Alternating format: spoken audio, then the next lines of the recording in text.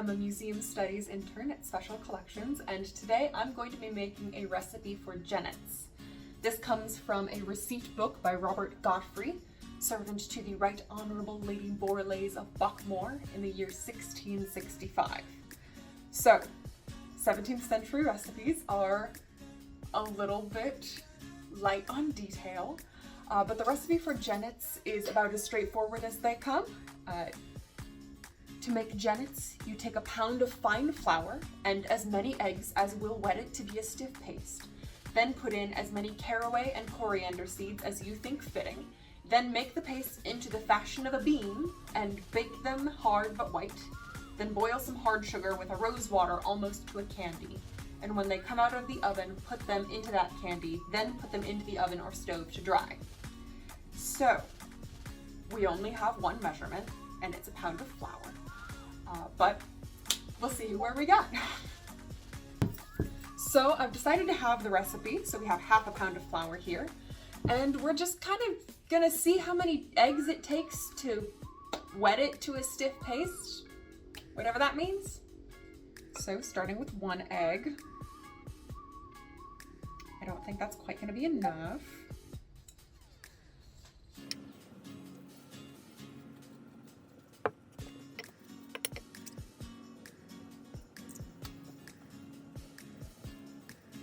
On a 2nd egg, still not very wet.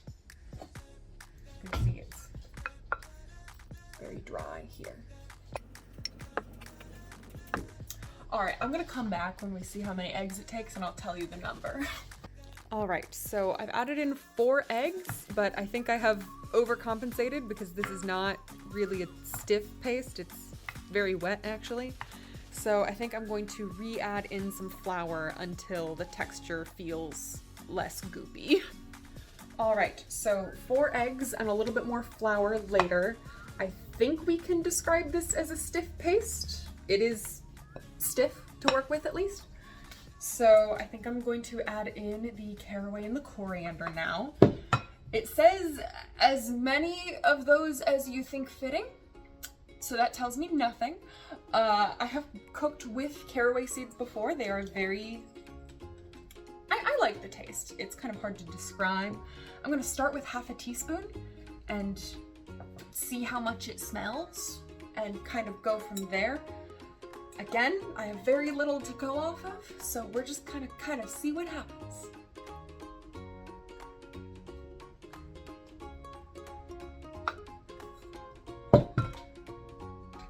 I only have ground coriander, so I hope that won't be too much of a problem, but it shouldn't affect the taste, I think, too much. Hopefully. Couldn't find a whole coriander.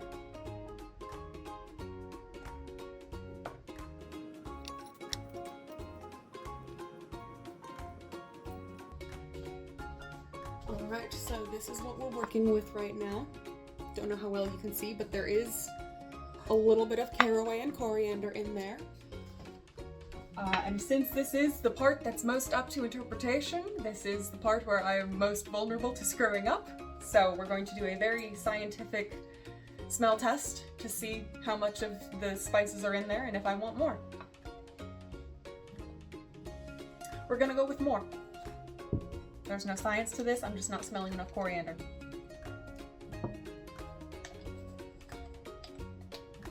And we'll put in some more caraway because why not? It will be interesting to see how this comes out because the dough is essentially just flour and eggs. There's no sugar, there's no butter. It's just flour, eggs, and seeds. So we will see how it tastes. That's how you know it's stiff. Alright, smell test number 2. The problem is when you put the coriander in, it has a very sort of intensely citrus smell. And then once you mix it, you smell flour, and that's it. Do I risk putting in more? We're gonna go for it, why not? So this will be a teaspoon and a half of both at this point. I might stop when the caraway seeds get visible enough throughout the dough. That'll be my indicator, perhaps.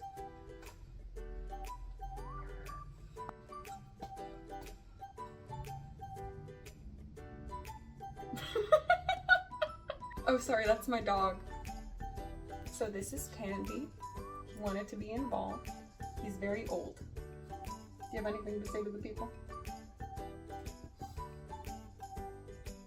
All right. All right, I'm gonna go wash my hands now. All right, so I've got around 2 teaspoons of coriander and caraway seeds in here. So now I'm gonna say that that's enough. That's as many as I think fitting, I suppose. So now I need to make the paste into the fashion of a bean. I don't know what that means. I'm going to assume that it means to take some of this stiff paste and I suppose just kind of roll it into a bean-ish shape. Like that. It's still a little bit sticky, but it's kind of like a bean, maybe? All right, so we have got what I hope counts as bean-shaped jennets. So the next step is to bake them and to make the sugar candy, boiling hard sugar with some rose water. Now, this recipe does not give a lot of instruction on how to do this, so I've actually looked at another recipe from Cook Jones. It's a couple decades later, it's around 1700, to boil sugar to a candy height, and I'm using that as a reference for more of the steps. It uses the same ingredients. So this recipe says to take sugar finely sifted, put to it as much rose water or fair water as will wet it, set it on the fire, and as it boils, sprinkle on it a spoonful or 2 of fair water, stirring about until every pound of sugar has consumed almost half a pint of water. Skim it not at all, then let it boil a good space without putting any water to it, till it comes thick enough for a drop to hang on the edge of a spoon. And when it is cold, it will look like a diamond, then it is prepared. I'm hoping that is basically what the jennet recipe says when it says to boil sugar in rose water. We will see how that goes. So I'm just gonna kind of see how this goes.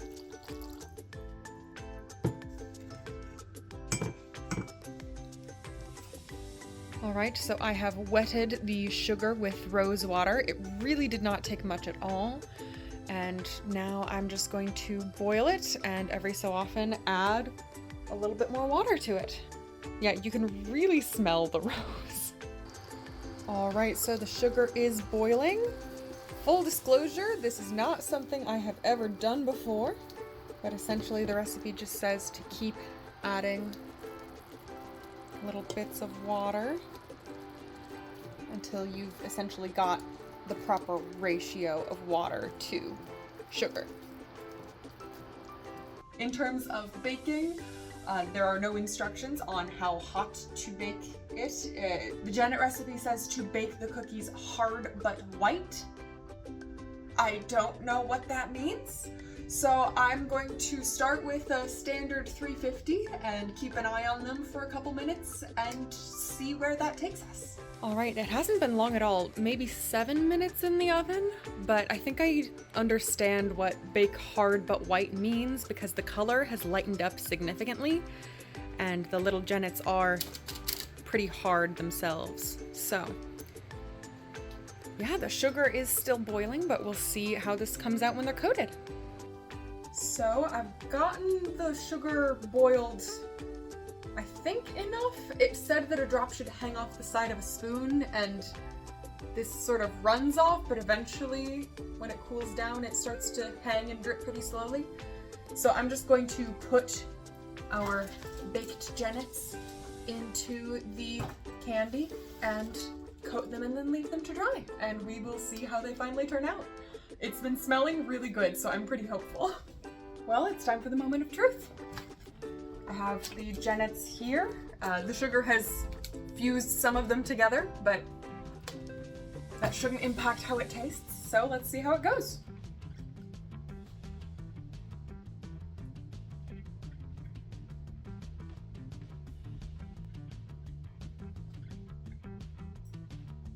Yeah, that's pretty good actually. Obviously it's covered in sugar, so it's decently sweet, but the caraway gives it a sort of different flavor profile, and I really like it. So yeah, shout out to Robert Godfrey. It tastes good. I might make these again.